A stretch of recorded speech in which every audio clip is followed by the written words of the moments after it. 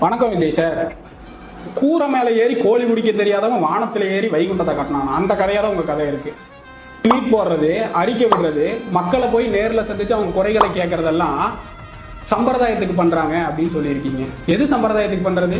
இதெல்லாம் கண்ணாடியை பார்த்து நீங்க உங்களை கேட்டுக்க வேண்டிய கேள்வி. பாதிக்கப்பட்ட மக்களை போய் நேர்ல போய் பார்த்தாதான் அங்க எவ்வளவு பிரச்சனை இருக்கு, வீட்டுல தண்ணி எந்த அளவுக்கு நிக்குது, வேற என்ன தேவைகள் வேணும் அதெல்லாம் தெரியும். உங்களை மாதிரி பாதிக்கப்பட்டவனை கூட்டிட்டு வந்து என் வீட்டுல வச்சுதான் பார்ப்பேன். போய் நின்ன காரணம் என்ன சொல்றீங்க? போய் நின்ன கூட்டம் கூடிருமா? ஏன் இதுக்கு முன்னாடில நீங்க எங்கேயுமே போய் பிரச்சனைகள்ல நின்னதே இல்லையா? அப்ப கூட்டம் கூடலையா? உலகத்திலேயே நீங்க அவ்வளவு பெரிய ஸ்டாரா? உலக தலைவர்கள்லாம் போய் மழை நீரால் பாதிக்கப்பட்டிருக்கும் போது போய் நிக்கிறாங்க. அப்ப அது என்ன சம்பிரதாயத்துக்கு பண்றதா? எம்ஜிஆர் அவர்கள் போய் நிக்கலையா? அது என்ன சம்பிரதாயமா? ஏன் விஜயகாந்த் போய் நிக்கலையா? அது என்ன சம்பிரதாயமா? உங்களால அது முடியல. உங்களால வந்து மக்களோட மக்கள நிக்க முடியல, ஏசியில இருந்து வெளியே வர முடியல. நீங்க தான் சம்பிரதாயத்துக்கு அவங்களை வீட்டுல கொண்டு வந்து அவங்கள வச்சு நீங்க ஒரு வாக்கு அரசியலை உண்டாக்கணும்னு நினைக்கிறீங்க. அந்த பொறுப்பெல்லாம் இங்கே வேகாது. ஏன் வீட்டுல இருந்துட்டு கூகுள் பே நம்பரை வாங்கிட்டு கூகுள் பேல காசு அனுப்பிச்சுட்டு போக வேண்டியதானே?